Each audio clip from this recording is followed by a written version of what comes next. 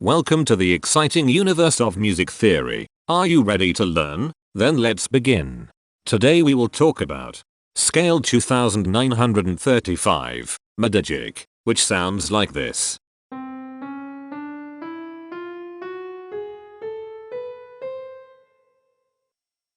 This scale has 9 tones, which means it is called an enneatonic scale. This is a bracelet notation diagram of scale 2935. The shaded circles represent tones that appear in the scale, and they are read clockwise, starting at the top.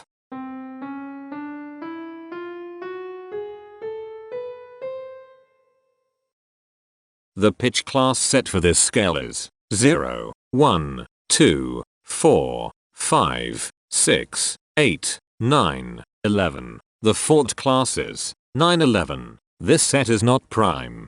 The structure of a scale is a description of the interval distance between each successive tone. This scale has a structure of 112112121.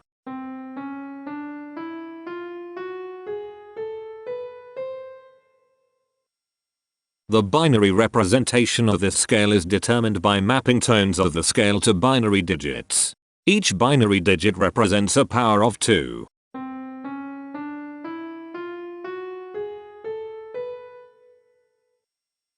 To get the scale number, we add the powers of 2 together. The powers of 2 that are present in the scale, all added together, equals 2935. That is why the scale number, in decimal, is 2935. The scale number not only enumerates the scale with a unique index, but it also literally describes the tonal content of the scale. Represented as a binary number in base 2, the scale number is 10110110111. Here are the common triads present in this scale. The diagram in the center is a graph of parsimonious voice leading between triads. There are 5 major triads. There are 6 minor triads.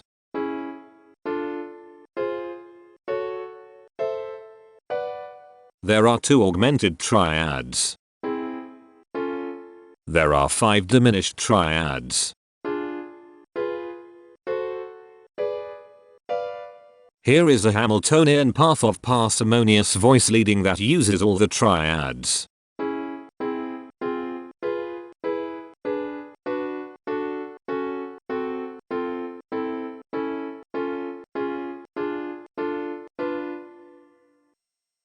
This scale has 9 modes.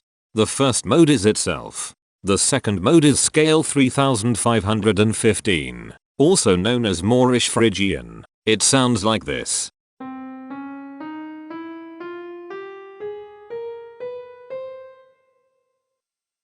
The third mode is scale 3805, also known as Modygic. It sounds like this.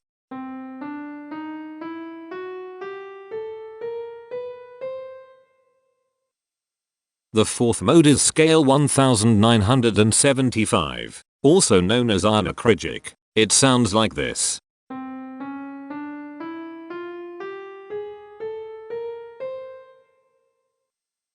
The fifth mode is scale 3035, also known as Larigic. It sounds like this.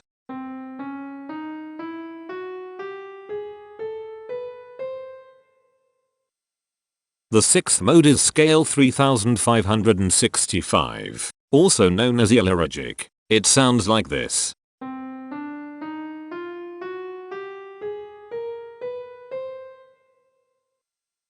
The seventh mode is scale 1915, also known as Thiederjic. It sounds like this.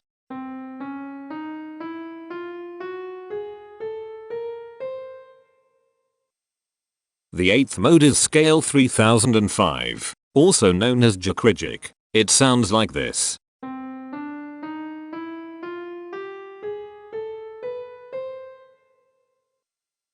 The ninth and last mode is scale 1775, also known as Larigic. It sounds like this.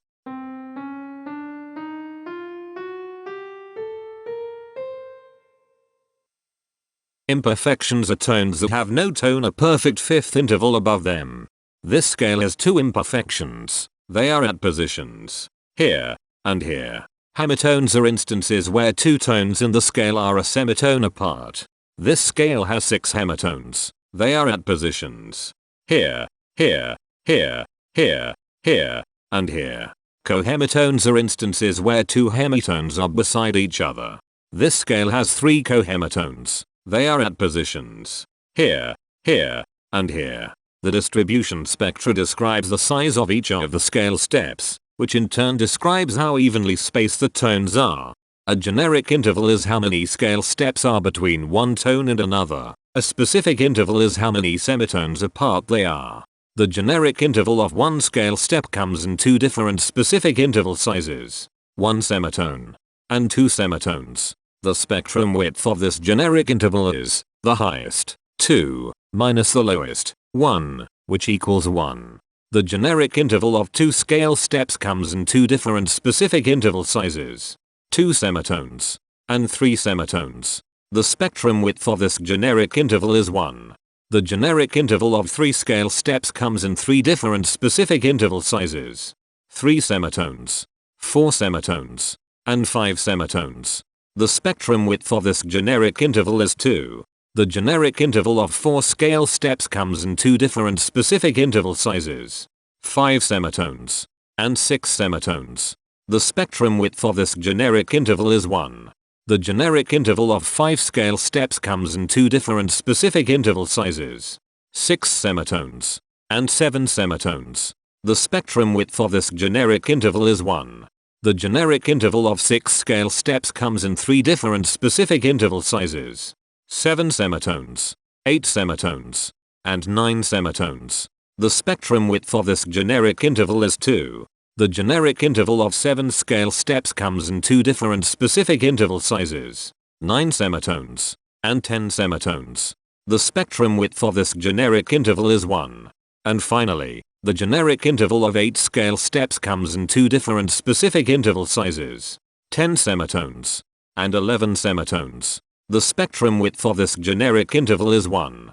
The spectrum variation is the sum of all the widths, divided by the number of tones. The spectrum variation of this scale is 1.111. Since the variation is greater than 0, this indicates that the scale is not perfectly even.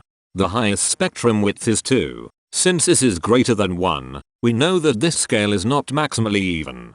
If every spectrum has exactly 2 specific intervals, we call that the Myhill property. This scale does not have the Myhill property. Since the generic interval ranges do not overlap, this scale is proper. But it is not strictly proper because some specific intervals appear in more than one spectrum. The interval vector of a scale is a description of what intervals exist between its tones. There are 6 intervals with the size of 1 semitone. They are here, here, here, here, here, and here. There are 6 intervals with the size of 2 semitones. They are here, here, here, here, here, and here. There are 7 intervals with the size of 3 semitones.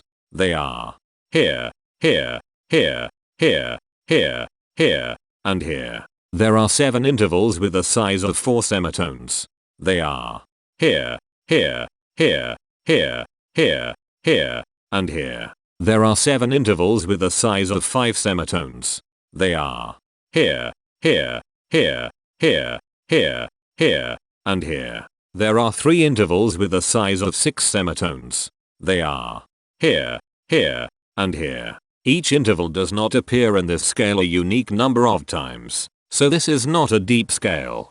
Heteromorphisms are comparisons between every interval in a set. They can be classified as contradictions, ambiguities, and differences.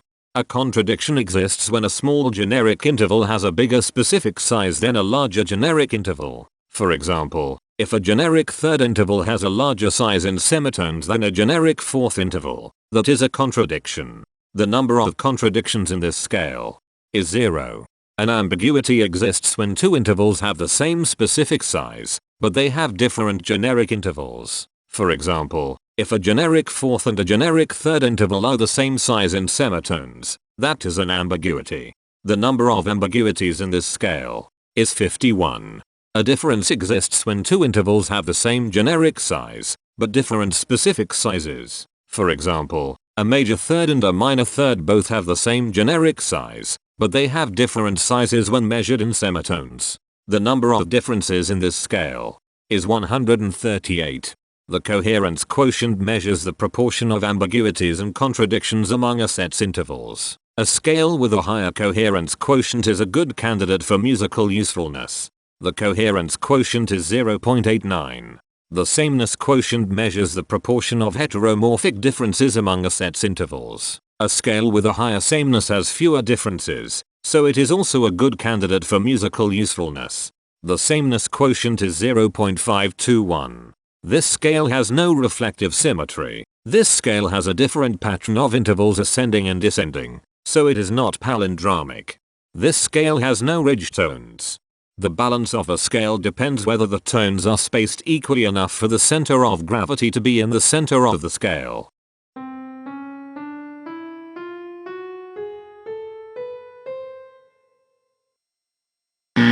This scale is not balanced. The inverse of a scale is a mirror image. It is what you get when the sequence of intervals is reversed. The inverse of this scale is scale 3547, also known as diminishing non-mode ninth rotation. This scale is chiral. It cannot transform into its inverse by rotational transformation. This scale has no rotational symmetry.